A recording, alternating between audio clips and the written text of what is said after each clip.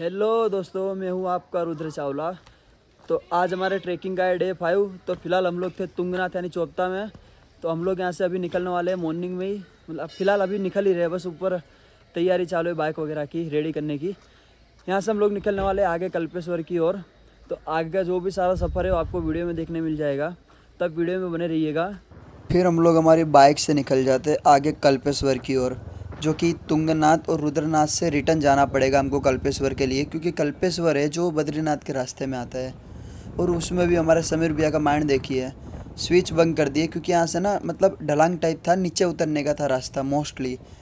तो बस इंजन बंद है और बुलेट चल रही है आगे हमारी। तो दोस्तों हम लोग जैसे आगे बढ़ते हैं ना, तो एक ऐसा रास्ता आता है जस्ट साइड में है ना, पूरी नदी बहती आ रही है ऊपर से नीचे की ओर। हमें भी नहीं पता कौन सी नदी, आई थिंक तो अलकनंदा होनी चाहिए। ठीक है, फिर वहाँ से हम लोग और भी आगे बढ़ते तो वहाँ का जो रास्ता था ना, वो रास्ता और भी थोड़ा बड़ा सा देखने मिलता, और इतना अच्छा रास्ता था ना, इतना अच्छा रोड बनाया हुआ था। और सेकंड बात तो ये थी कि पूरा रास्ता ना बद्रीनाथ वाला फुल्ली रिस्की रास्ता है। ठीक है, तो यहाँ पे ना कभी भी ना लैंडस्लाइड हो सकती है, ऐसे हमको पहले ही वार्निंग दे दी थी वहाँ जो बाहर चेक पोस्ट होती है वहाँ पे। तो दोस्तों हमने जब पूछा था ना वहाँ पे, तो हमको ऐसा पता चला कि यहाँ पे ना इस रास्ते पे जो पूरे लैंडस्लाइड के हिसाब से ना कंटिन्यूसली ये जो कंस्ट्रक्शन काम है वो चालू का चालू ही रहता है। यार ये जो वर्कर्स काम कर रहे हैं ना, इनको देख के तो हमको डर सा लगने लग गया था। देखो दोस्तों, पूरा रास्ता तो एकदम बढ़िया था, पर जहाँ जहाँ ऐसा कंस्ट्रक्शन काम चालू है ना, वहाँ थोड़ा बहुत ट्रैफिक देखने मिलेगा, उससे ज़्यादा कोई प्रॉब्लम नहीं थी। और वो भी ऐसा नहीं कि सिर्फ ट्रैफिक से परेशान हो रहे, पर एक बाजू जो वहाँ का नज़ारा था, वहाँ का जो व्यू था दोस्तों, मैं आपको इतना ही बोलना चाहूँगा कि आप ना कभी भी यानी कभी भी आप उत्तराखंड जाओ तो ना तो कार ना तो बस, ठीक है, अगर आपको जाना तो आप बाइक से ही जाना। तो दोस्तों बात तो यही थी कि जो बद्रीनाथ वाला मेन रास्ता था वो तो एकदम क्लियर था, पर जैसे हम कल्पेश्वर के लिए टर्न लेते हैं ना, वहाँ से हमको प्रॉब्लम स्टार्ट होती है, क्योंकि एक तो हमारे पास थी मीटियोर 350, वो एक क्रूज़र बाइक। ठीक है, और यहाँ पे ना प्रॉपर ऑफ रोड रास्ता आ गया, प्रॉपरली ऑफ रोड। उसमें भी दोस्तों जो टर्न आ रहे थे ना यहाँ के, पूरे मिट्टी में टर्न। ठीक है, तो हमारी गाड़ी जैसे हम टर्न ले रहे थे ना, वैसे गाड़ी पूरी ऊंची नीचे ही हो रही थी, हिल जा रही थी पूरी गाड़ी। ठीक है, जजमेंट ही नहीं आ रहा था हमको यहाँ पे। फिर दोस्तों इतना खराब वाला रास्ता क्रॉस करने के बाद एक आती है ऐसी जगह, जो देखने के बाद हमको ऐसा फील हो रहा था कि भाई यहाँ पे जन्नत है, यहाँ पे स्वर्ग है भाई, लिटरली। आप खुद देखिए, ये जो वैली थी, ये वैली आते इसका नाम हमको नहीं पता था क्या था। फिर ना दोस्तों हम लोग ना कुछ सोचने लग गए, जो कि ये वैली तो इतनी अंदर है, ठीक है, और यहाँ पे जो लोग रहते होंगे वो रहते कैसे होंगे, ठीक है, खाते पीते क्या होगे दोस्तों, अगर उनको कहीं पे आना जाना होगा तो वो कैसे आते जाते होंगे।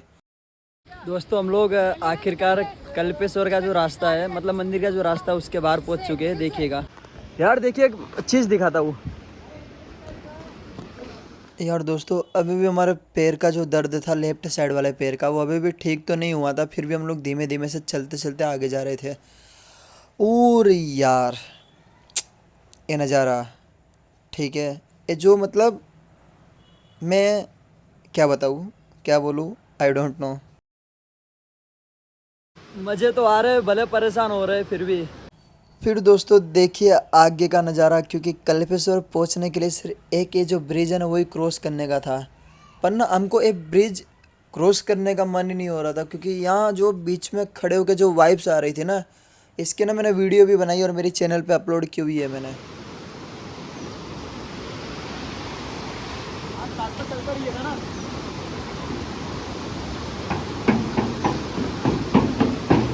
जय बाबा की। दोस्तों यार सच बताऊँ, हम लोग ना यहाँ पे, हम लोग स्पेशली हमने इतना एंजॉय किया है ना, जो हमारी ये ट्रिप थी पूरी, इतने जो मैं आपको बता भी नहीं पाऊँगा, ना मैं समझा पाऊँगा आपको, इतनी मज़ेदार रही है हमारी ये ट्रिप। दोस्तों हमको लगा था यहाँ पे बिल्कुल भी सीढ़ियाँ नहीं होगी, ठीक है, पर वो भी सोचा कि भगवान थोड़ी इतनी आसानी से किसी को दर्शन देते हैं। और ये जो था ना वो बेल वाला, वो स्टार्टिंग का गेट था इस मंदिर का। अरे दोस्तों मंदिर की एंट्री। यहाँ पहुँचने के बाद हमको इतना अच्छा लगता है ना, जो कि यहाँ पे ना पंच केदार के दर्शन थे, उसके साथ ही 12 ज्योतिर्लिंग के दर्शन भी थे। और हम आगे बढ़ते, जैसे ये तो स्टार्टिंग थी, थोड़ा सा आगे जाते हैं तो फिर यहाँ आते हैं, हमको पंच केदार के दर्शन मिलने, सॉरी केदारनाथ के दर्शन होते हैं। केदारनाथ के बाद सेम उसके बाजू में ही ना कपिल लिंग के दर्शन होते हैं। फिर और हम लोग और अंदर एंट्री लेते हैं मंदिर में, वहाँ हमको देखने मिलते हैं पांडव दर्शन। वहाँ पे पांडव के ना शस्त्र पड़े होते हैं, सब रखे हुए होते हैं, सारे शस्त्र यहाँ पे। और ऐसा माना जाता है कि जो कल्पेश्वर मंदिर है, जो कल्पेश्वर महादेव जी का मंदिर है, यहाँ पे ना महादेव जी के ना जटा का भाग है पूरा। यहाँ पे महादेव जी की जटा है और मंदिर के पीछे ही ना एक छोटा सा कुंड है जहाँ से पानी पिया जाता है। अंदर मंदिर परिसर में वीडियोग्राफी फोटोग्राफी लेना मना है। अगर आपको भी बाबा जी के दर्शन करना तो यहाँ आना पड़ेगा। वीडियो के अंदर तो क्या आप देख लोगे, वीडियो के अंदर आपको यहाँ की रौनक भी पता नहीं चलेगी भाई लोग। तो दोस्तों यहाँ का जो मंदिर था वो तो एकदम छोटा सा था अंदर से, पर बहुत प्यारा वाला मंदिर था क्योंकि हमारे बाबा जी की जटाएँ थी। और दोस्तों अगर वीडियोग्राफी की मनाही नहीं होती तो ज़रूर आपको बताता। हमने जैसे अंदर महादेव जी के दर्शन किए, वहाँ से हमको महादेव जी के और से मतलब जो पुजारी लोग थे, जो महाराज थे अंदर साधु संत, उनकी तरफ से हमको प्रसाद के तौर पे जो पुष्प थे वो, और उसके अलावा एक और चीज़ मिली है, मैं आपको बताता हूँ। ये बाबा जी के रुद्राक्ष मिले 2। तो दोस्तों हमने हमारे 3 केदार जो है कंप्लीट कर लिए। अब आगे जो बाकी के 2 केदार है वो फिलहाल तो हम लोग कंप्लीट नहीं कर पाएंगे, तो अभी हम लोग यहाँ से निकलने वाले हैं ऋषिकेश के लिए। तो वीडियो पे बने रहिएगा।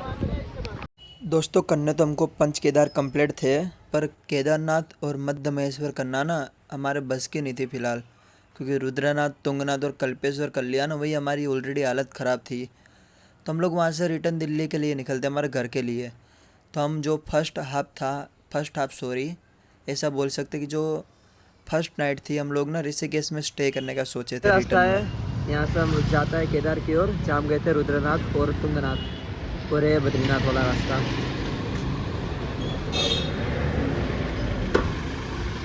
अब यार 150 किलोमीटर और बाकी रह गया था। फिर हमने ब्रेक लिया क्योंकि गाड़ी भी बहुत आवाज़ करने लग गई थी। करो दिखा रहे, हटाओ ना करो। चेन भी यार गाड़ी की लूज हो रही थी, इससे ढीली करके एलंगी पाने से वो करेंगे भाई।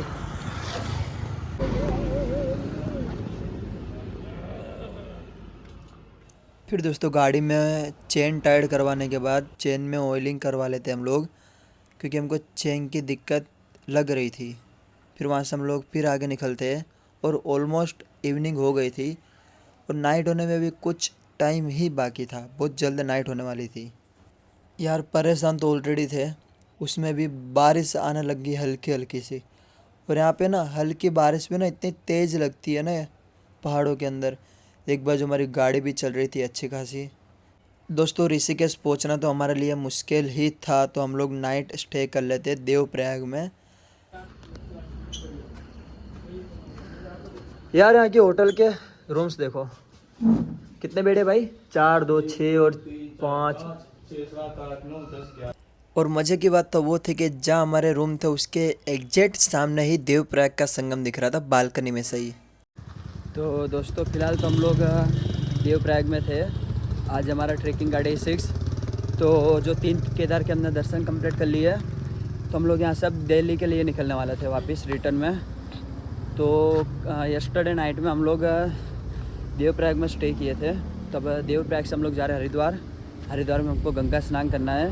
फिर गंगा स्नान करने के बाद हम लोग वहाँ से निकल जाएंगे दिल्ली की ओर वापस।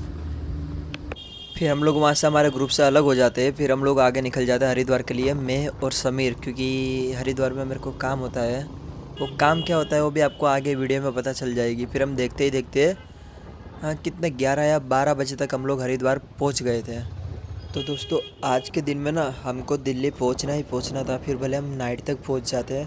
तो हम लोग हरिद्वार में जैसे एंटर होते तो हम लोग सीधे ना जहाँ घाट होते हैं ना गंगा जी के, वहीं पर ही जाते हैं और कोई जगह पे हम लोग जाते नहीं हैं, क्योंकि वहीं पे हमको काम होता है। और क्या काम होता है वो आपको वीडियो में दिख ही रहा होगा, जो कि हमारे इतने प्यारे वाले इतने लॉन्ग हेयर हम लोग गंगा जी में डोनेट करने वाले हैं। पर दोस्तों हमको इतना रोना आ रहा था ना जब हमारे हेयर कट हो रहे थे, क्योंकि हमने ना बहुत यानी बहुत मेहनत से हेयर इतने लॉन्ग किए थे और इतने केयर किए थे हेयर की। मेरे को तो दोस्तों इतना रोना आ रहा था, इतना इतना।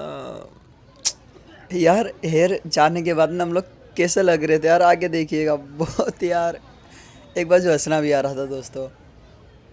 दोस्तों इतनी कीमती चीज़ खोने के बाद हम लोग हंस रहे थे यार, क्योंकि आगे देखिए मैं कैसा लग रहा था, गंजा। दोस्तों वैसे तो हमको मालूम चल ही गया होगा, हम लोग हरिद्वार क्यों आए थे रिटर्न।